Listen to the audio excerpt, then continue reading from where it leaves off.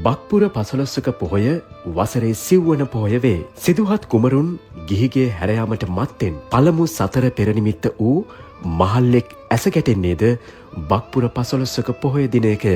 බුදුරජාණන් වහන්සේගේ දෙවනවර ලංකාගමනයේ සිදු වූයේද බක්පුන් පොහෝ දිනයකය. මැණික් පුටුවක ආරවුලක් වෙනුවෙන් යුද වැදීමට සූදානම්ව සිටි චුල්ලෝදර හා මහෝදර නාරජුන් දෙදෙනාට ධර්මය දේශනා කරමින් සමතයකට පත් කළේද අදවන් වූ පෝය දිනයකය.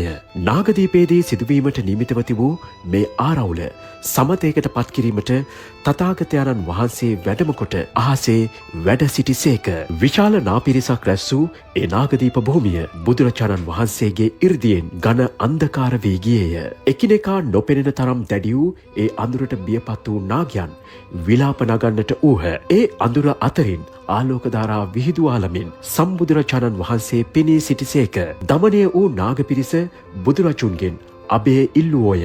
කාකෝලුක ජාතකය, තන්දන ජාතකය, වට්ටක ජාතකය, ලටුකික ජාතකය ඇසුරින් ගුණමකුණු භවෙත් එකට එක කිරීමේ ආදීනව පහදා දෙමින් බුදුරජාණන් වහන්සේ ඒ මොහොතේදී නාපිරිසට ධර්මය දේශනා කරමින් සසරේ ආදීනව පෙන්වා දී වදාළසේක. යුද්ධයට සැරසුණු නාපිරිස අවසානයේ සමගි වූහ. බුදුරජාණන් වහන්සේ අහසින් බිමට වැඩම කළ කල්හි චුල්ලෝදර හා මහෝදර නාරජුන් දෙදෙනා විසින් ඒ වටිනා මිනි පළඟ උන්වහන්සේට පූජා කළසේක. ඒ මිනි පළඟ මත වැඩ සිටි සම්බුදුරජාණන් වහන්සේ 80 කෝටියක් පමණ වූ ඒ නාග පිරිස තිසරණ සහිත පංචශීලයේ පිහිටුවා වදාළසේක.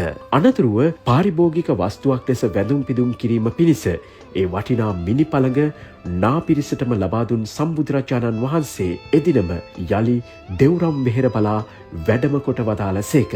මෙසේ බුද්ධ චරිතය හා සම්බන්ධ අතිශය වැදගත් කරුණු කාරණා කිහිපයක් නිසාම ව්‍යවහාර වර්ෂයෙන් සිව්වන පසළොස්වක පොහොය ලෙස ගැනෙන බක්පුර පසළොස්වක පොහොය දිනය ලක්දිව බෞද්ධයන්ට ඉතා වැදගත් පින්බර පොහෝ දිනක් වන්නේය. සිත කය වචනය සංවර කර ගැනීමට මහන්සි වෙමු. දුර්ලභව ලද මිනිසත් දිවියේ පින් රැස් කර ගැනුමට උත්සාහවන්ත වෙමු. ලොවැසි සියලු බෞද්ධ පින්වතුන්ට පින්බර බක්පුර පසළොස්වක පොහෝ දිනක් වේවා.